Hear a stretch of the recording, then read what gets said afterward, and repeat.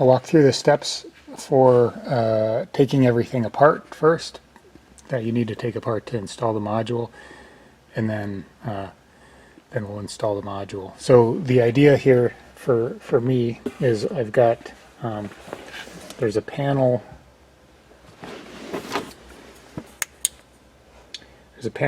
in this cubby that sits there and has the one USB and the one cigarette lighter plug in it. So that's what those two are. This panel just pulls straight up, and you can see the tabs. There's one tab.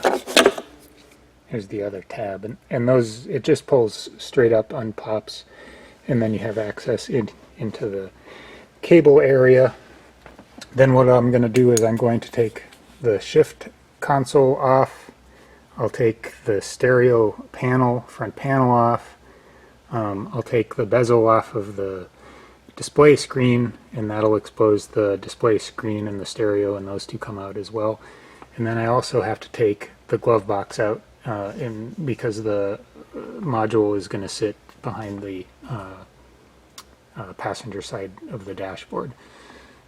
This whole job is basically just snaps with a couple of screws, so it's actually really easy to do. So let's go through the second step actually. So the first step is removing this guy. So to take the shift panel off, first thing to do is just move the shifter. You gotta put your foot on the brake. Move the shifter into drive is the best spot. You pull down on the collar and that just pulls down.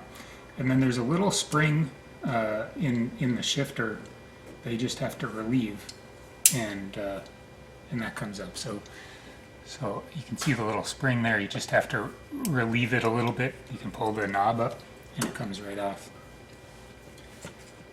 And then you just get underneath, fingers underneath the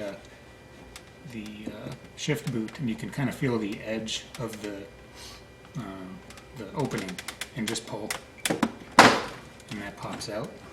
And there are tabs here, so it pulls here and then pulls, kind of rotates out on this side.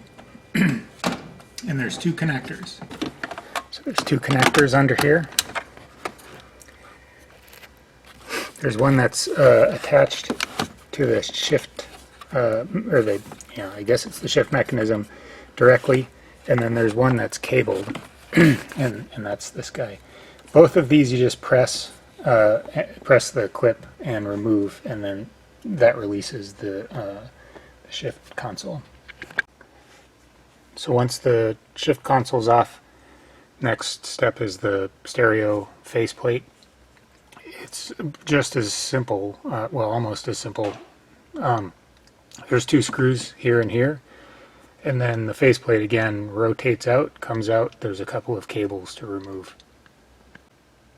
So I just unscrewed these screws, then this just pulls back, pulls out. I put a towel down, by the way, to protect the plastic. And then there's just three cables to undo this guy, and this guy. This guy's a little bit of a pain. He's in there pretty good. But there's a clip on it, so once you release the clip, it's just a pretty decent amount of friction that you have to overcome to get him off. One thing to take note of is where all the cables came from, because some of these connectors actually are the same size of connector that plug into the back of the stereo. So just take a note that there's one cable harness. It's basically one bundle of cables that plugs into that rear panel. So all these connectors plug into the front panel. All these connectors plug into the front panel. This connector will go along with the bezel. The bezel, again, two screws, and then you pull it kind of down and towards you, and it'll pop out. So remove these two screws, and then this bezel kind of gets a little floppy, and all the controls and everything come with it. So you just kind of got to pop it out, and that.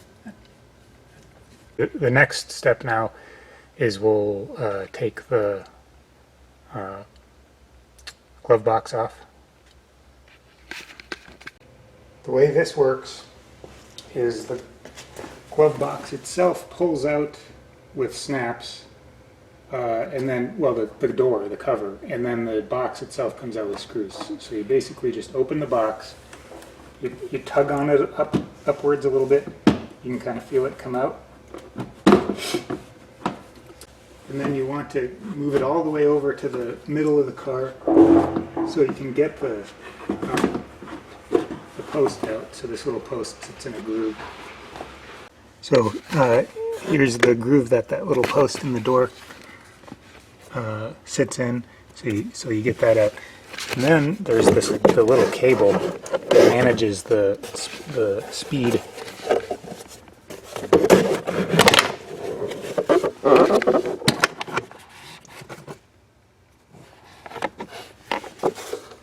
So that guy pops off. Shouldn't have popped off that easy. There's a little snap feature here and a hole here, and that matches up to the post here and the hole here. So the hole goes in the post and the snap goes in there, and then the door comes off. And in this guy there are 7 screws. 1, 2, 3. There's one back here. 4. And then down here, 5, one here, 6, and one right here, 7. So I'm going to undo those screws, and then this actually, the whole backing of the glove box comes out. We're going to want to pop this side panel off just to clear the glove box cavity. Make sure it clears. And then this should pop out.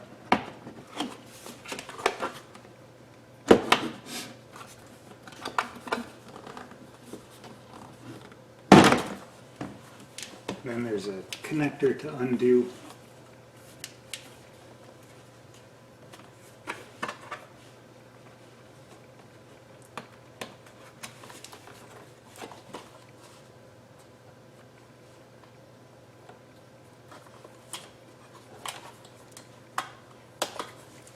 Connectors. Removing the stereo involves taking out these 2 screws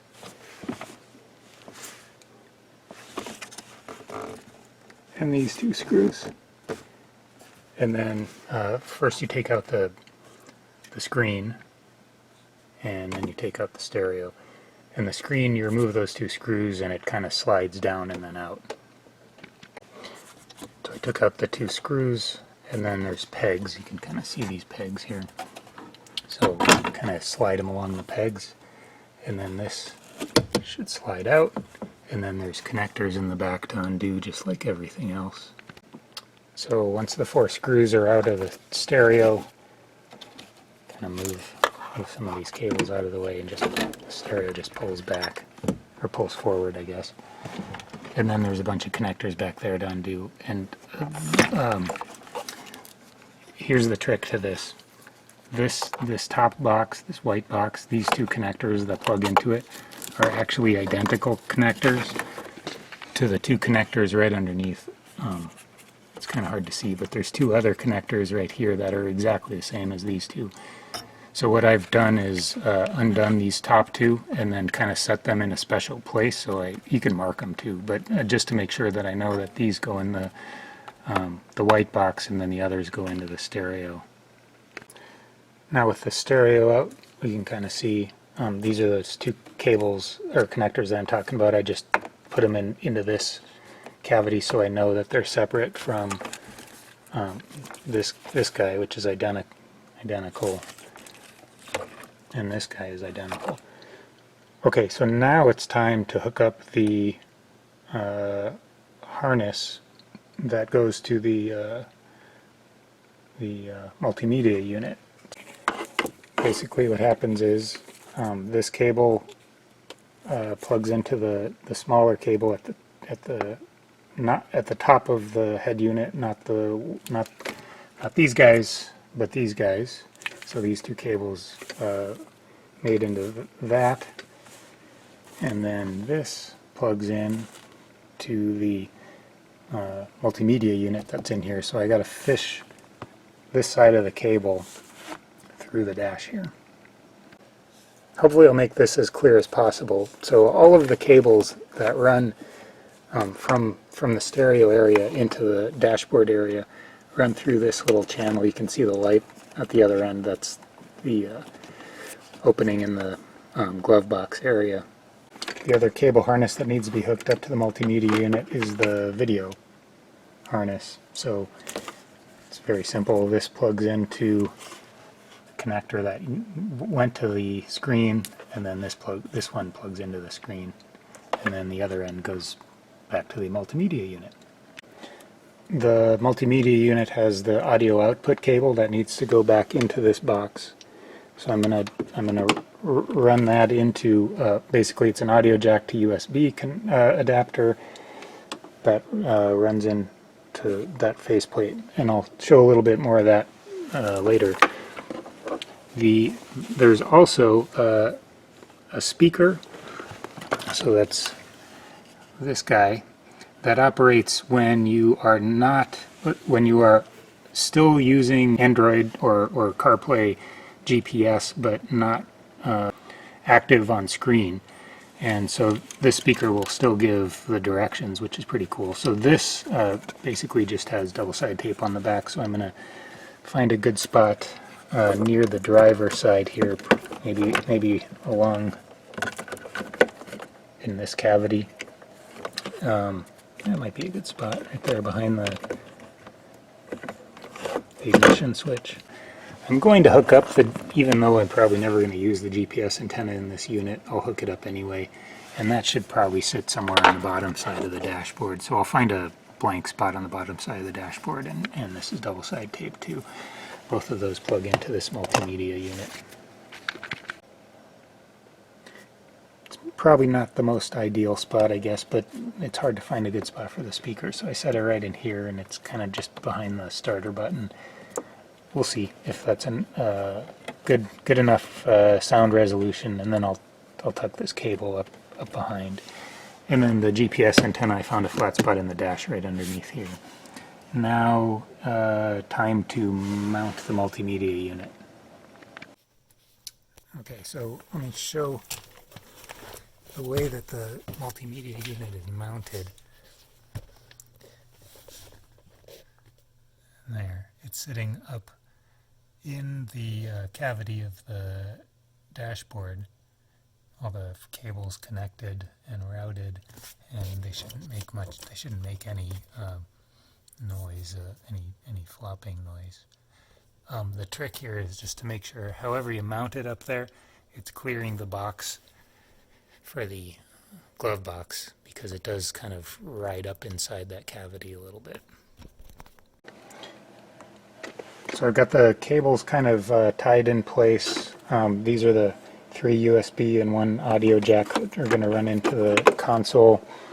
So what I'm doing now is I have the 4 cords, 3 USB and 1 phone jack running underneath the shift console, and then it'll be running back into the cubby.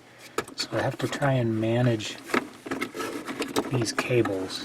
And so one of the things I'm going to do to keep them from rattling around is all the boxes, this box and the CarPlay box, I'm going to wrap in felt just to make sure that they don't make noise while they're sitting in here.